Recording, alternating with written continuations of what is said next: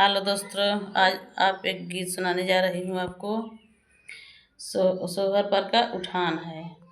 जैसे होएगा कमेंट करना, अच्छा लगेगा शेयर करो, लाइक करो, सब्सक्राइब करो।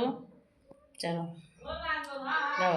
अब जवनाई छाटे उछर छर बहिनी जवना छाटे छर छर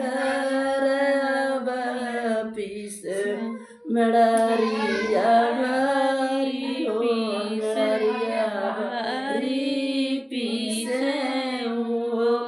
अब बहिनी कटौती भरी पिसना साने कटौती भरी साने हो। बहिनी अब रोटिया पोयों की सासुधिया दुई रोटी ननद एक रोटी ननद एक रोटी नियो।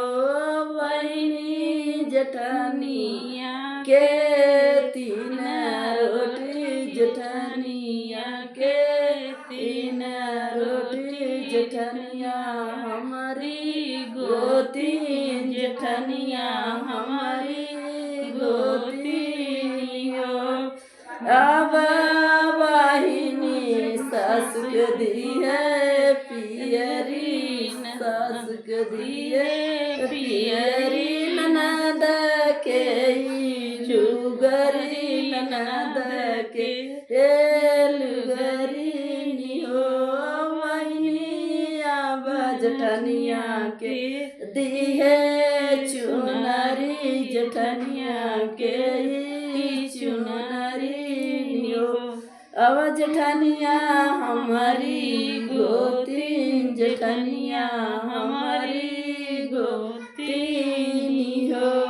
बहिनी सास के भेजे एक सास के भेजे चारी चक्का बना दिया के बना दिया के काया बहिनी जेठनिया के भेजे कार जेठनिया हमारी गोती जेठनिया हमारी गोती हो। बहिनी अब सास के भेजे सास के भेजा घरे सास के भेजे काया होइगे जाके। हेलो दोस्तों, बाय बाय। मिलेंगे अगले व्लॉग में।